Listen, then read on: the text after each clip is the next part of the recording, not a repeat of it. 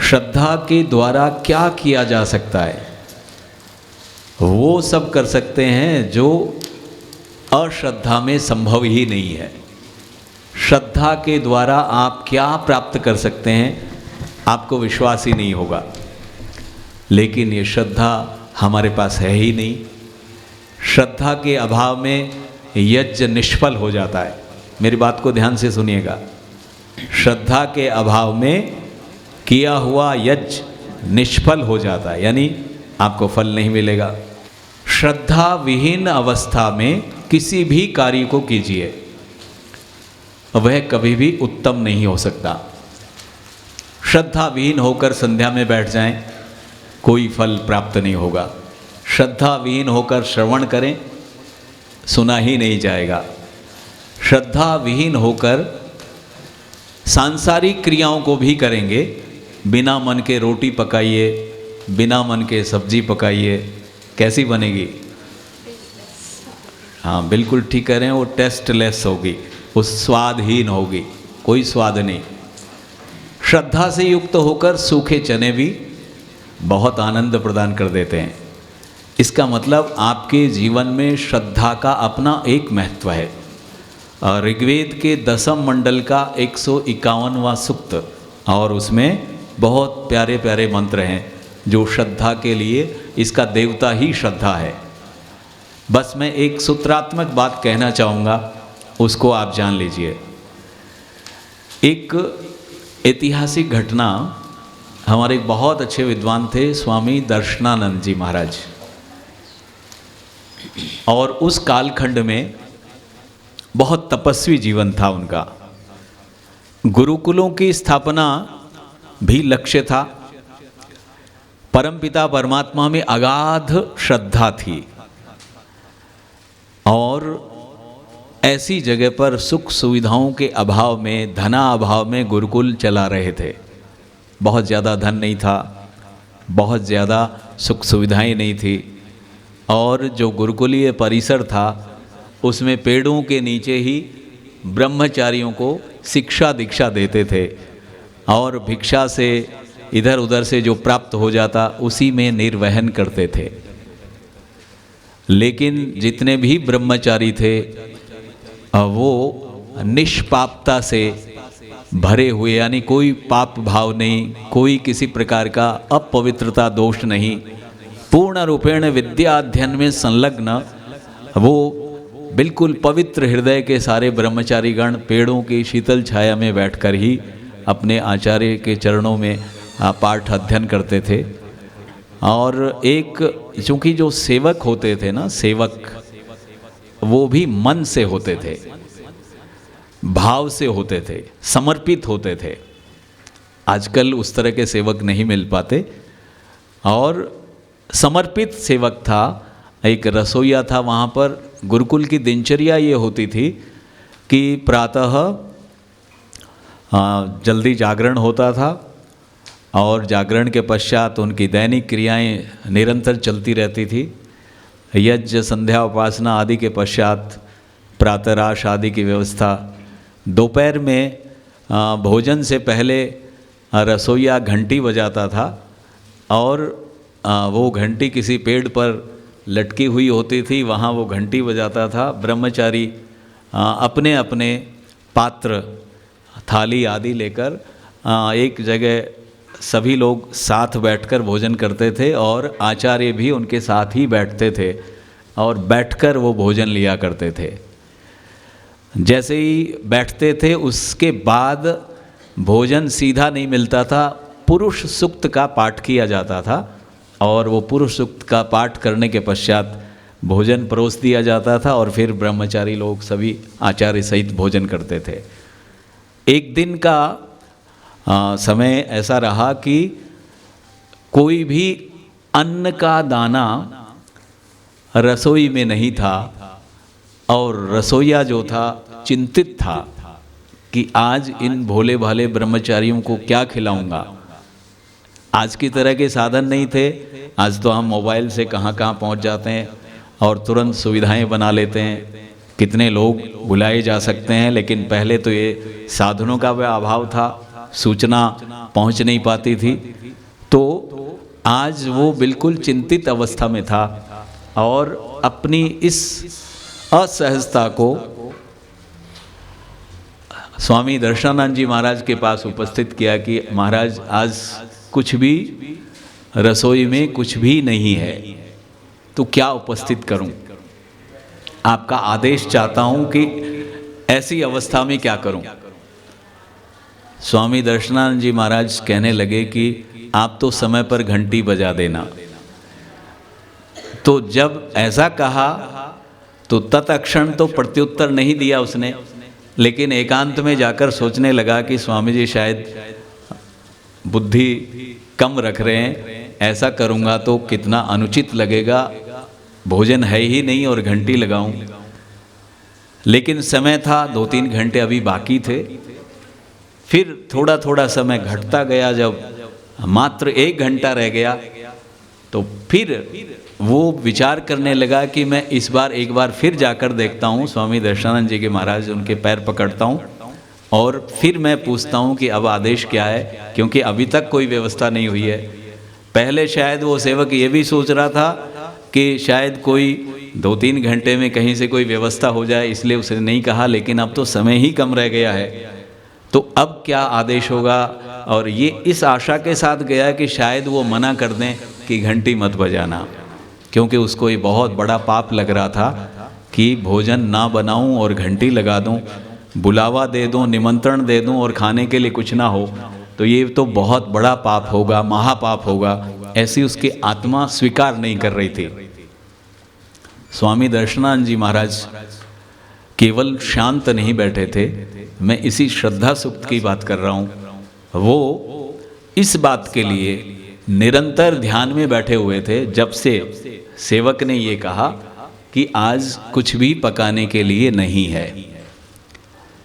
तब से वो निरंतर परमात्मा से प्रार्थना कर रहे थे और ऐसा कहकर प्रार्थना कर रहे थे कि तेरा और मेरा जो संबंध है पिता और पुत्र का है। तो मैंने ऐसा पिता नहीं देखा जो पुत्र को भूखा रखे, और आप तो पिताओं के पिता हो। उनकी इस प्रार्थना में, इस श्रद्धा में जरा सी भी न्यूनता नहीं थी। पूर्ण विश्वास है कि तू पिता है, और यह भी पूर्ण विश्वास है कि तू ऐसा हो नहीं सकता कि अपने पुत्रों के लिए ये व्यवस्था ना करे। कितनी बड़ी श्रद्धा, जरा सी भी डगमगाई नहीं। और कहते हैं सेवक तो बिल्कुल प्रतिपल उसकी हृदय की धड़कनें बढ़ रही थी कि ये कार्य मैं कैसे करूँगा, और कम समय रह गया, बिल्कुल 15-20 मिनट रह गई। फिर उसने सोचा कि चाहे मुझे डांटें या पीटें, एक बार मैं फिर जाकर उनको छेड़ता हूँ और शायद मुझे आदेश मिल जाए कि आज घंटी मत लगाना, तो मुझे राहत मिलेगी। फिर गया और दुराग्रह से, हालांकि सामान्य बात नहीं थी बार बार एक इस पवित्र आत्मा को किसी न किसी रूप से कहा जाए, आदेश एक ही बार होता है। लेकिन वो फिर, क्योंकि वो पवित्र हृदय था सेवक भी, उसने फिर जाकर वही चीज़ कही कि महाराज अब तो कोई विशेष आदेश दे दीजिए। तो कहा कि मेरा आदेश वही है जो पहले था। तो अब तो वो बिल्कुल ही ज़्यादा विस्मित भाव से वापस लौट आया और निराश भी हो गया कि अब दोबारा मौका भी नहीं मिलेगा, समय बिल्कुल पास में है। और मैं आपको निवेदन करना चाहता हूँ कि जब 5 मिनट रह गए तो सेवक की अंतः स्थिति ये थी कि क्या करूँगा। रोज़ प्रसन्न होकर ब्रह्मचारियों के लिए भोजन बनाकर घंटी बजाता था, तो एक अलग आनंद की अनुभूति होती थी, लेकिन आज तो कुछ भी नहीं है। और मैं ये घंटी जब लगाऊंगा तो कैसी स्थिति होगी, यानी सक्षम नहीं था। फिर उसने चेष्टा की एक बार, आप देखिए कि उसका कितनी बार, जब बिल्कुल अंतिम समय रह गया तो वो फिर आकर कहने लगा कि महाराज मैं आपके आदेश की पालना करने में आज अपने आप को समर्थ नहीं पाता हूँ। घंटी लगाने में मेरे हाथ कांप रहे हैं। तो जानते हो उस समय भी स्वामी दर्शनानंद जी महाराज विनोदी स्वभाव के थे और वो कहने लगे कि आज तो फिर और अच्छे से घंटी बजेगी कि तुम्हें घंटी बजानी नहीं पड़ेगी, हाथ तो कांप ही रहा है, अपने आप घंटी लग जाएगी। आप देखिए कितनी विचित्र अवस्था। कहते हैं ब्रह्मचारी जिनको बिल्कुल भी पता नहीं, वो अपने पाठ में संलग्न थे और पवित्र हृदय के वो श्वेत वस्त्रधारी ब्रह्मचारी गण जैसे ही घंटी लगी, हालांकि कहा जाता है कि वो सेवक मूर्छित हो गया ऐसा करके, क्योंकि उसको था कि मैं उनके पास क्या खिलाने को दूंगा, क्या दूंगा उनको। तो उस समय वह सेवक तो मूर्छित अवस्था में चला गया, लेकिन ब्रह्मचारी अपने अपने थाली प्लेट आदि लेकर उस जगह चले गए जहाँ सब लोग बैठकर भोजन करते थे। और सभी जैसे रोज़ का नियम था, थाली सामने रखी होती थी और सब के सब लोग पुरुष सूक्त का पाठ करते थे और उस पाठ में 15 मिनट के आसपास सस्वर पाठ करते थे, तो 15-20 मिनट का समय उसमें लगता था। वहाँ पर स्वामी दर्शनानंद जी महाराज भी यथाक्रम जैसे रोज़ बैठते थे वैसे ही वो भी उनके साथ आकर बैठ गए। और अब उनकी जो प्रार्थना थी, अब उनकी प्रार्थना अति तीव्र अवस्था में थी, पूर्ण विश्वास था। कमाल की बात है, थाली में कुछ नहीं, कोई उपाय नहीं, कहीं से कुछ नहीं, ऐसी श्रद्धा आपने कभी देखी होगी। अब भी पूर्ण आशा के साथ, पूर्ण श्रद्धा के साथ बैठे हैं कि इस थाली में कुछ आएगा। ऐसी कभी अवस्था बन सकती है? हम लोग तो 1 महीने का भी राशन खत्म हो जाए तो चिंतित हो जाते हैं। यहाँ देखिए थाली में कुछ नहीं और बैठे हैं खाने के लिए, कहीं से कोई प्रबंधन नहीं। उस पिता के प्रति फिर और बराबर अश्रु धारा बह रही थी। उधर ब्रह्मचारी पुरुष सूक्त का पाठ कर रहे हैं, स्वामी दर्शनानंद जी महाराज इतनी श्रद्धा में डूबे हुए, अश्रु धारा बह रही कि ऐसा हो ही नहीं सकता कि पिता के जीवन में कभी ऐसा कालखंड रहा हो कि उसके बच्चे भूखे रहें। यही प्रार्थना चल रही थी। संयोगवश आसपास वहाँ पर एक सेठ के घर में विवाह उत्सव हुआ था और गलती से वो गुरुकुल में निमंत्रण देना भूल गया था। तो उस प्रायश्चित के स्वरूप वो अपनी बैलगाड़ी में मिठाई, पकवान आदि, उसको ये पता था कि इस समय भोजन किया जाता है और वह उसको लेकर उपस्थित हुआ। ब्रह्मचारियों की थाली खाली थी, वो पाठ कर रहे थे। सेठ के सेवकों ने उस थाली में सबके अंदर बढ़िया पकवान, मिठाई आदि सब सुसज्जित कर दी और जब पाठ करके आंखें खुली तो थाली भरी हुई थी। आप समझ सकते हैं कितनी अपार श्रद्धा का स्वरूप है ये।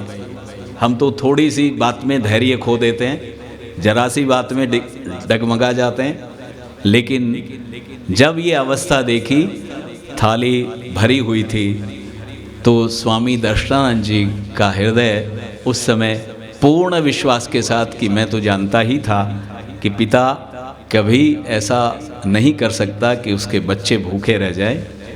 तो वास्तव में वो परमपिता परमात्मा, उसके प्रति आपकी श्रद्धा, आपका भाव बहुत अच्छा होना चाहिए। जब भी आप संध्या करें, जब भी आप हवन करें, जब भी आप अन्य क्रियाओं को करें, तो परमपिता परमात्मा पर पूर्ण विश्वास रखकर करें, पूर्ण श्रद्धा से युक्त होकर करें। जिन लोगों के जीवन में फल नहीं आ रहा है, संध्या करने से कोई बदलाव नहीं आया, हवन करने से कोई बदलाव नहीं आया, इसका मतलब मेरी श्रद्धा में कमी है, मेरी श्रद्धा में न्यूनता है। श्रद्धा से ही जुड़ा जाता है, श्रद्धा से ही फल मिलता है, श्रद्धा से ही सफलता प्राप्त होती है। इसलिए ऋग्वेदीय ये श्रद्धा सूक्त, इसके कुछ जो मंत्र हैं, इनका अध्ययन मेरा निवेदन है आप जरूर करें। और ऐसा करके फिर सारी जितनी भी क्रियाएं हैं, माँ के पास बैठें, पूरी श्रद्धा के साथ बैठें, तो माँ का जो आशीर्वाद है आपको अनुभव में आएगा। बिना श्रद्धा के माँ के पास चाहे 10 घंटे बैठे रहें, बैठे हैं, बाकी मिलेगा कुछ नहीं। ऐसे ही पिता के समीप जब पुत्र बैठे तो पूर्ण श्रद्धा के साथ बैठे, तो चाहे 2 ही मिनट बैठे लेकिन कितनी सुखद अनुभूति होगी।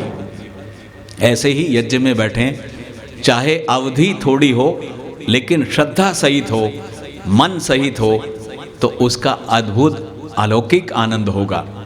लेकिन अवधि हमारी लंबी होती है, चाहे हम 10 घंटे बैठे रहें लेकिन बिना श्रद्धा के बैठे हैं तो कुछ भी हाथ नहीं लगेगा। तो कभी भी विद्वानों के समीप, माता पिता के समीप, परमात्मा के समीप जब भी कभी हम बैठें तो पूर्ण श्रद्धा के साथ अपना आसन लगाएं और फिर जो प्राप्ति होगी वो बहुत अलग होती है।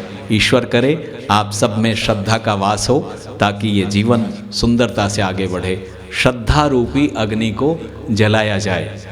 जो अग्नि हम जलाते हैं इसके लिए कहा कि आप अपने हृदय में श्रद्धा रूपी अग्नि को प्रज्वलित करें। सत्यम आज्यम, सत्य रूपी आज्य, श्रद्धा रूपी अग्नि में होम किया जाए। क्या करना है आपको? अभी तो हम जो भौतिक घी और सामग्री प्रदान कर रहे हैं, भौतिक अग्नि को जला रखा है, लेकिन कहा इससे बात नहीं बनेगी। श्रद्धा रूपी अग्नि को प्रज्वलित करें और उसमें आहुति किसकी दें? जैसे यहाँ अग्नि को प्रज्वलित रखने के लिए आज्य की आहुति दी जाती है, श्रद्धा रूपी अग्नि को प्रज्वलित रखने के लिए, बनाए रखने के लिए सत्यम आज्यम, सत्य को ही आज्य बनाया जाता है, सत्य को ही घृत बनाया जाता है। जैसे जैसे आप सत्य की आहुति श्रद्धा रूपी अग्नि में देंगे, ये अग्नि बराबर बनी हुई रहेगी, कभी भी मंद नहीं होगी। तो परमात्मा करे आप सबके हृदयों में श्रद्धा रूपी अग्नि प्रकट हो और सत्य रूपी आज्य आपको प्राप्त हो। 100 से अधिक देशों में देखा जाने वाला भारतीय संस्कृति और ऋषियों द्वारा दिए गए ज्ञान व संस्कारों को समर्पित आर्य विचारों का प्रचार करने वाला विश्व का एकमात्र सबसे बड़ा चैनल वैदिक प्रचार।